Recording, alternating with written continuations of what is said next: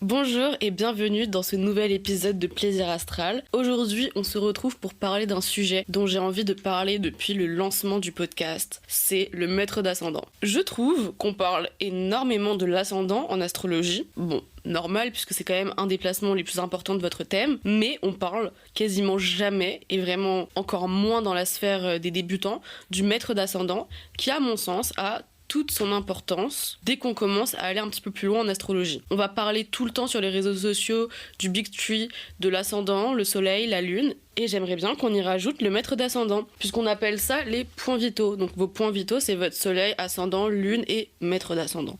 C'est les 4 points les plus importants de tout votre thème astral, et je rajouterai même, à mon avis, vos planètes dominantes. Donc, qu'est-ce que le maître d'ascendant ? C'est la planète qui dirige le signe de votre ascendant. En astrologie, toutes les planètes ont un maître, y compris votre ascendant. J'imagine que si vous écoutez cet épisode, c'est que vous savez un petit peu ce que c'est l'ascendant. Votre ascendant, c'est le signe qui nous donne des infos sur comment vous allez vous présenter au monde. C'est la première chose qu'on voit chez vous. Le maître d'ascendant, il va venir nous préciser comment votre ascendant fonctionne. Et pour savoir quel est votre maître d'ascendant, il faut connaître les maîtrises planétaires, qui sont en fait les planètes en analogie avec le signe de votre ascendant, et je vais vous les donner tout de suite. Le bélier est dirigé par Mars. Donc si vous êtes ascendant bélier, votre maître d'ascendant, c'est Mars. Le taureau est dirigé par Vénus. Le gémeaux est dirigé par Mercure. Le cancer par la lune.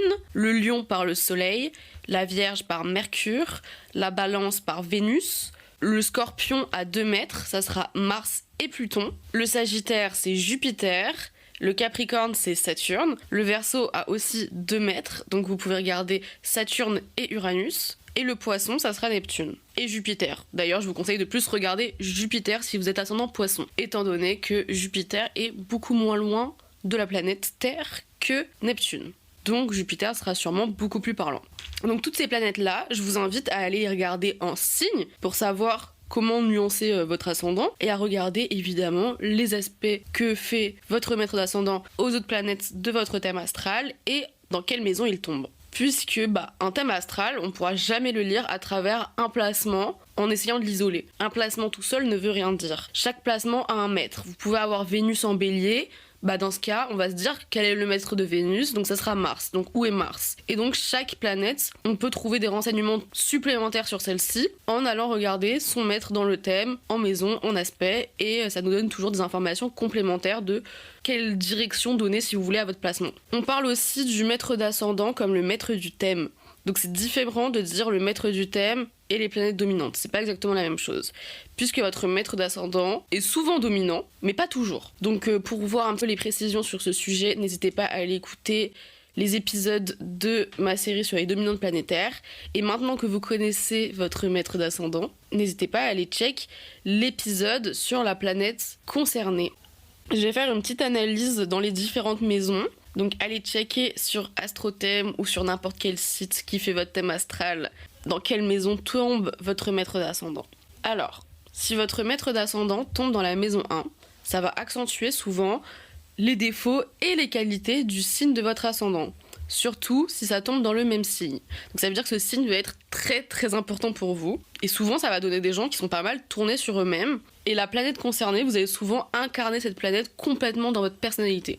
Et donc ça c'est vraiment, je dis pas ça à la légère quand je dis incarner cette planète. Par exemple si vous avez Uranus dans cette maison 1, vous allez incarner les valeurs uraniennes. C'est-à-dire que vous êtes quelqu'un d'innovant au plus profond de vous dans votre personnalité. Vous avez besoin au plus profond de vous de ne pas faire comme tout le monde. Si c'est Mars, vous allez représenter toute l'agressivité, toute la capacité à aller au combat de Mars. Donc ça veut dire que vous allez vraiment incarner cette planète, quoi. Donc c'est-à-dire que dès qu'on va vous croiser dans la rue, on saura que vous êtes martien, puisque ça se voit, c'est ce que vous dégagez directement. Vous incarnez dans votre personnalité la planète. Et donc là, je peux vous dire avec certitude que si votre maître d'ascendant se trouve dans votre maison 1, c'est une dominante du thème. Donc n'hésitez pas à aller écouter l'épisode concerné sur les dominantes planétaires. Si votre maître d'ascendant tombe dans votre maison 2, vous pouvez avoir des facilités à définir vos valeurs et ça va être extrêmement important pour vous. D'ailleurs, je rappelle, petite parenthèse, mais la maison dans laquelle tombe votre maître d'ascendant, c'est un secteur de prédilection pour vous. C'est vraiment important pour vous. C'est un secteur dans lequel vous êtes particulièrement investi. Donc, en maison 2, souvent la maison 2, on ne le sait pas énormément, mais ça parle d'estime de soi et de confiance. Donc un maître d'ascendant en maison 2, on peut avoir de la facilité à être confiant, à être charismatique, à être solide sur ses appuis, puisque souvent on peut inspirer une certaine forme de charisme, de fiabilité, mais aussi de pragmatisme. Les gens de votre entourage, ils peuvent avoir tendance à particulièrement se reposer sur vous, puisque vous êtes quelqu'un de confiance. Vous êtes quelqu'un qui est, entre guillemets, digne, qui respecte ses valeurs. Si vous avez votre maître d'ascendant dans la 3e maison, ça vous donne un côté qui est sociable, hyper curieux de tout, très intéressé, envie d'apprendre un peu de tout, on aime la culture générale, on aime les infos, on aime se renseigner, on aime la connaissance avec un grand C, et on aime en parler aussi.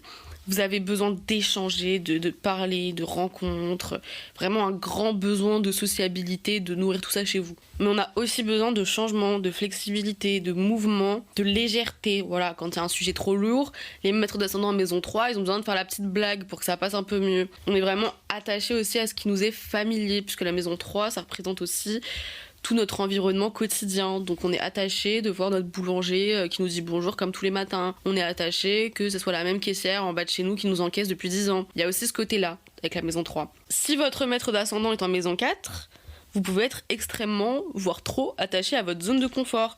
Donc on peut avoir du mal à faire de nouvelles expériences, à sortir de ce qu'on connaît. On est souvent proche ou très attaché à l'idée de faire une famille, créer son propre cocon, créer sa propre maison. D'ailleurs, on est assez sensible aux textures, je trouve, de cette maison 4, aux plaids qui sont doux, aux fauteuils confortables. Voilà, on a un côté, on aime le confort, on aime cette stabilité. Ça donne une forme de sensibilité, une tendance à vraiment incarner ses émotions. Donc ça, c'est vraiment pile maison 4. Vraiment, on va vivre pleinement ses émotions.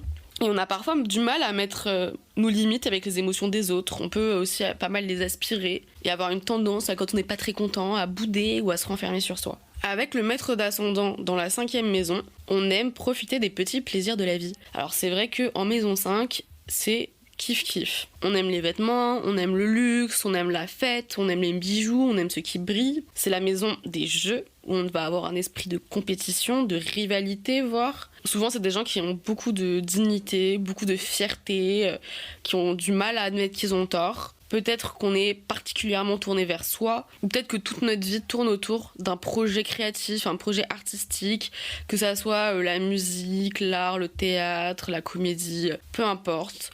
Il y a énormément d'épanouissement à travers le milieu du divertissement, donc voilà, le milieu créatif, et les loisirs, hein, tout simplement. Et on peut avoir un petit côté un petit peu drama queen avec cette maison 5. Avec le maître d'ascendant dans la 6e maison, on peut être obsédé par l'optimisation. Donc optimisation dans le domaine professionnel, dans votre manière de faire du sport, vous allez vous poser des questions de combien de fois par semaine. Vraiment, on a envie d'optimiser pour rendre meilleur votre travail, tout simplement. Mais ça peut être aussi optimiser votre corps.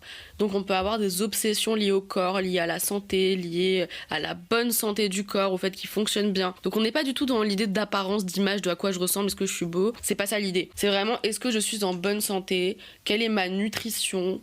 Comment puis-je instaurer une routine pour passer moins de temps à cuisiner? Ça, c'est des questions des gens de la maison 6. Après, tout dépend quelle planète tombe dans cette maison 6. Puisque si c'est Uranus, la planète qui tombe dans votre maison 6, évidemment que vous serez tout sauf organisé, vous détesterez la routine. Et justement, votre but, ça sera de changer de routine tous les jours et d'avoir un travail pas du tout stable. Donc voilà, mais ça va vraiment dépendre de la planète. Et c'est le cas d'ailleurs pour toutes les maisons. Je vous donne une vue d'ensemble de ce qu'on peut dire à travers ces maisons. Mais après, il va falloir vraiment aller faire vos propres recherches pour vraiment connaître précisément la signification de votre placement à vous. En tout cas, on peut être aussi obsédé par les détails avec cette maison 6. On peut être très minutieux, très observateur. On va avoir tendance à vraiment remarquer qu'est-ce qui est symétrique et qu'est-ce qui ne l'est pas. On peut être un petit peu trop dans le dévouement de l'autre, à rendre des services un peu tout le temps aux autres, à avoir du mal à mettre ses limites ou ne juste pas avoir envie de les mettre aussi. Et le travail peut prendre une grande place dans votre vie.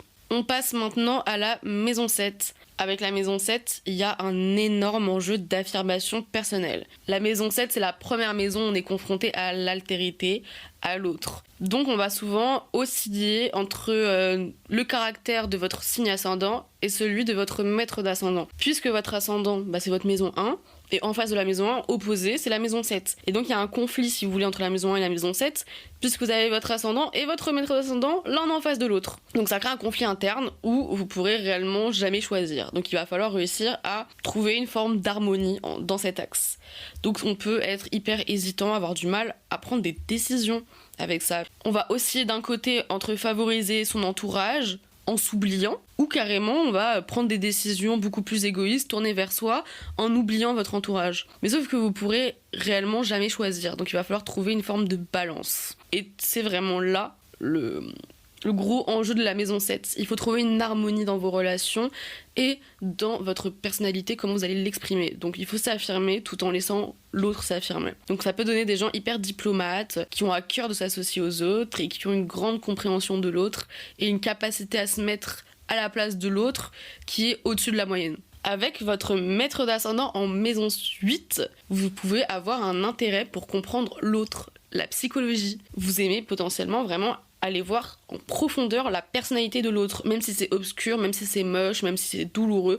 On veut voir du vrai et pas des histoires à la Walt Disney. On a un intérêt potentiellement pour les sujets qui tournent autour de la mort, des enquêtes policières, l'intérieur du corps, la chirurgie, l'argent, les systèmes monétaires, tout ce qui est tabou en général, des sujets dont on ne parle pas en repas de famille. On peut avoir un intérêt aussi pour tout ce qui est un peu occulte ou ésotérique, comme l'astrologie, si vous avez un maître d'ascendant comme moi. On peut également souvent avoir des enjeux de pouvoir dans votre vie, que ça soit les autres qui vont essayer de vous contrôler et d'avoir du pouvoir sur vous, ou dans l'autre sens, puisqu'un thème astral, c'est toujours dans les deux côtés, c'est dedans et dehors, l'autre et vous. Toutes les maisons fonctionnent comme ça, à part la maison 1, qui ne parle que de vous. En maison 9, on va chercher à comprendre le monde et à lui donner du sens. Voilà, la chose à retenir de la maison 9, c'est vraiment la quête de sens. Et souvent, on va chercher cette quête de sens à travers des concepts abstraits, donc comme la morale, la loi, la justice, la vérité, les croyances, la religion. Et donc souvent aussi la philosophie, parce que la philosophie est un moyen d'étudier justement tous ces concepts et d'y trouver une quête de sens. Après ça peut être aussi une quête de sens à travers d'autres choses, à travers les études supérieures, où en fait on a un besoin de connaissance, puisque la connaissance est une forme d'élévation pour les gens qui ont cette maison 9 investie. On peut avoir besoin de transmettre sa connaissance. Je trouve la maison 9, c'est vraiment la maison des professeurs d'université qui vous ont appris des choses dans des domaines hyper précis. On peut avoir un attrait aussi pour connaître l'altérité, puisque l'altérité peut avoir une grande place justement dans cette quête de sens. On peut l'accomplir à travers apprendre des langues étrangères, à travers voyager. On a besoin d'aller voir ailleurs en permanence, mais d'aller voir loin, d'aller voir dans des endroits où vous n'avez jamais été, aller à l'autre bout du monde. C'est ça aussi la maison 9. Avec le maître d'ascendant dans la 10e maison, on a un côté carriériste, ambitieux, on a une envie de s'élever professionnellement, socialement. On veut faire des choses dont les gens se rappelleront après votre mort. Il y a une notion d'accomplissement, de laisser une trace sur cette terre. On est hyper bosseur, on a un esprit de leadership, on sait gérer une équipe. Et en plus, on peut avoir un côté très sang-froid et froid tout simplement, sévère et très conscient des réalités et des contraintes de la vie matérielle, vraiment. On est loin des Neptuniens et des Jupitériens un petit peu plus perchés. Là, on sait ce qu'il y a dans la vie, on sait ce qui va se passer demain. On peut avoir un côté hyper organisé, hyper soucieux de l'avenir et assez impliqué dans ce qu'il fait. Avec le maître d'ascendant en maison 11, on peut donner une grande importance, un petit peu comme la maison 3, à sa vie sociale en général, mais surtout à ses amis, à ses potes. On a envie de se créer un réseau, donc un réseau dans la vraie vie, ou un réseau d'amis, ou même un réseau social, un groupe, un projet de groupe, enfin bref, tout ce qui a un rapport avec le collectif. On aime s'investir dans des projets collectifs. Si vous voulez, la maison 11 représente une forme d'amour universel. Donc on aime tellement l'autre, mais l'autre dans le sens le groupe, donc dans le sens l'humanité, qu'on peut avoir envie de l'aider à travers des projets humanitaires, de réformes, et c'est pour ça qu'il y en a qui s'intéressent à la politique aussi avec cette maison 11. C'est-à-dire qu'on voit assez grand avec cette maison 11, et on est toujours tourné vers l'avenir, vers le lendemain. On est tellement tourné vers l'avenir, et très peu dans le présent, que parfois on va procrastiner, parce que nous, on est que dans l'avenir, et on a du mal à s'ancrer dans le présent, et à agir maintenant. Donc ça peut donner aussi des beaux parleurs, très clairement on va le dire. Avec le maître d'ascendant dans la 12e maison, on peut beaucoup trop se sacrifier pour les autres, être vraiment beaucoup trop dans le don de soi. Et donc là je vais vraiment le dire avec excès, ne vous oubliez pas. ne vous oubliez pas, vous qui avez des placements dans la maison 12. C'est des gens qui vont peut-être parfois s'effacer et tout faire pour les autres et finir par souffrir de dépendance affective dans le meilleur des cas et bien pire dans d'autres cas. Bon, après, je ne fais pas ces épisodes-là pour vous alarmer. Je sais que la maison 12 est alarmante pour beaucoup. Je pense qu'il faut relativiser. Je pense que c'est une superbe maison déjà pour exprimer des talents artistiques, puisque c'est des gens qui sont hyper sensibles et qui ont une imagination hyper fertile. C'est-à-dire que oui, ils sont un petit peu perdus, ils sont loin de la réalité, ils partent un peu dans des délires, dans des projets irréalisables, puisqu'ils ont du mal parfois à avoir conscience des limites de la réalité matérielle. Et s'ils ont conscience de ça, peut-être ils ont conscience, mais ils n'arrivent pas à agir dans cette réalité. Donc on procrastine, donc on ne fait pas. C'est aussi une maison où on va être dans l'inaction dans la réalité, mais par contre on va être dans l'action dans le monde immatériel. Donc dans les mondes imaginaires, dans le monde des idées, dans le monde de l'art, dans le monde où on se crée des histoires. On se crée énormément d'histoires puisqu'on cherche aussi un échappatoire à la réalité. Échappatoire à travers les jeux vidéo, à travers un peu comme la maison 9, tout donner pour une quête. Mais là il y a vraiment la notion de sacrifice avec la maison 12. Donc on peut oublier tout au nom d'un idéal artistique, amoureux, professionnel, peu importe. Mais vous avez une réelle capacité à donner énormément de vous dans un domaine particulier, souvent artistique, ou de soigneur également. Il y a énormément de talents et de dons dans cette maison 12. Et voilà pour ce tour des 12 maisons.